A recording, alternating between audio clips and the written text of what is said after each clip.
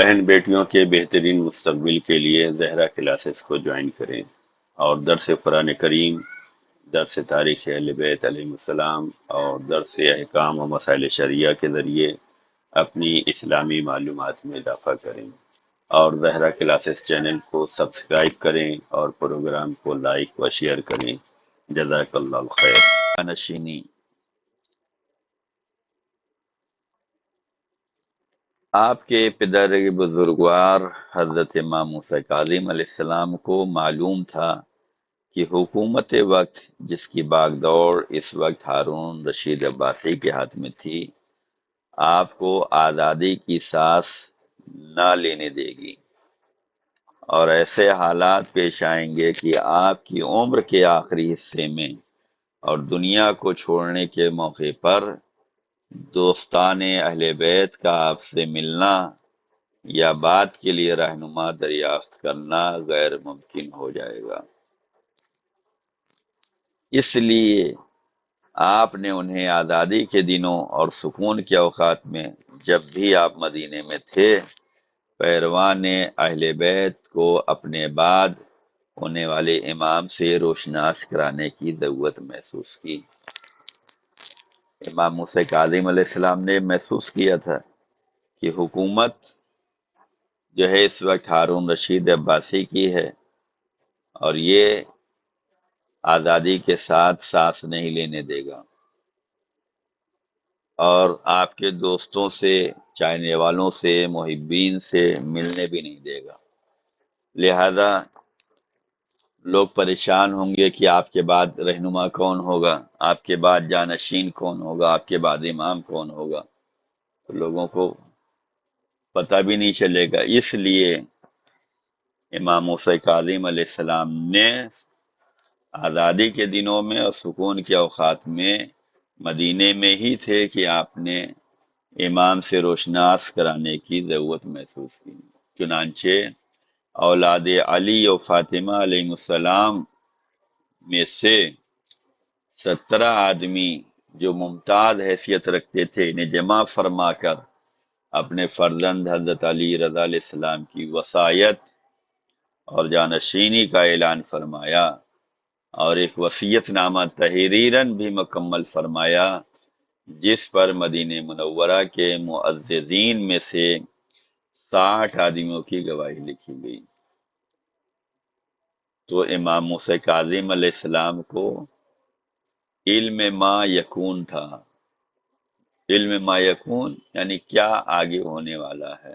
امام جانتے تھے کہ حکومت جو ہے پابندیاں لگائے گی، پریشانیاں لاحق کرے گی، لوگوں کو دور رکھے گی، کوئی ان سے مل نہیں سکے گا۔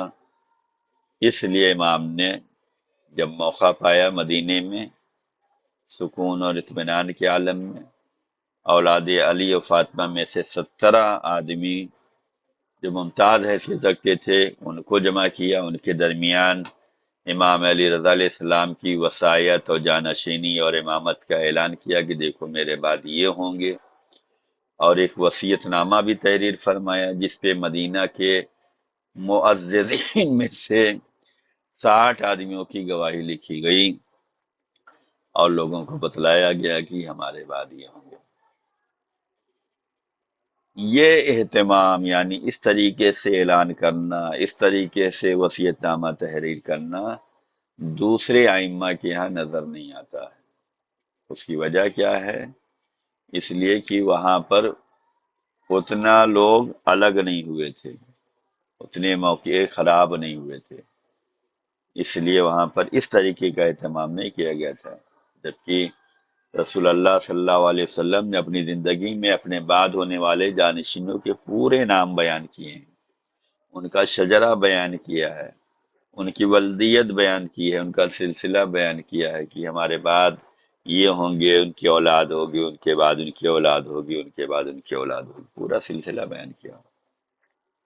لیکن یہ امام علی رضا علیہ السلام کی جانشینی کا خاص طور سے اہتمام کیا گیا، اس لیے کہ امام کو معلوم تھا کہ لوگ دوسری جانب منتقل ہو جائیں گے، لہذا انہوں نے اپنی زندگی میں اعلان فرمایا۔ یہ اہتمام کہیں اور دوسرے امام کے یہاں نظر نہیں آتا، صرف امام اس علی رضا علیہ السلام کے ہاں نظر آتا ہے۔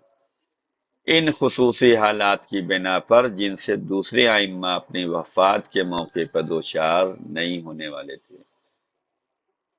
تو یہ آپ کی جانشینی کے بارے میں تھا۔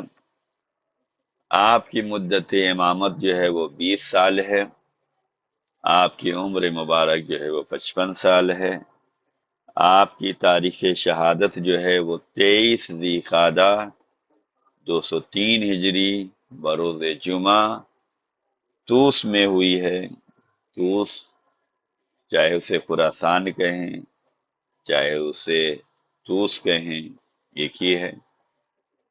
سبب شہادت آپ کی جو ہے وہ مامون رشید نے انگور میں زہر دے کر شہید کیا ہے۔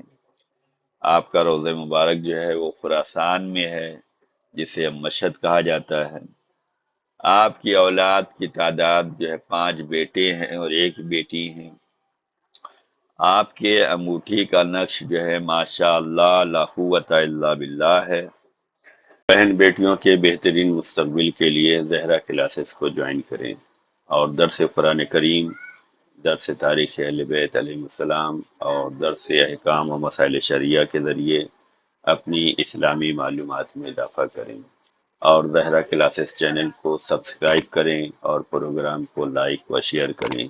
جزاک اللہ خیر۔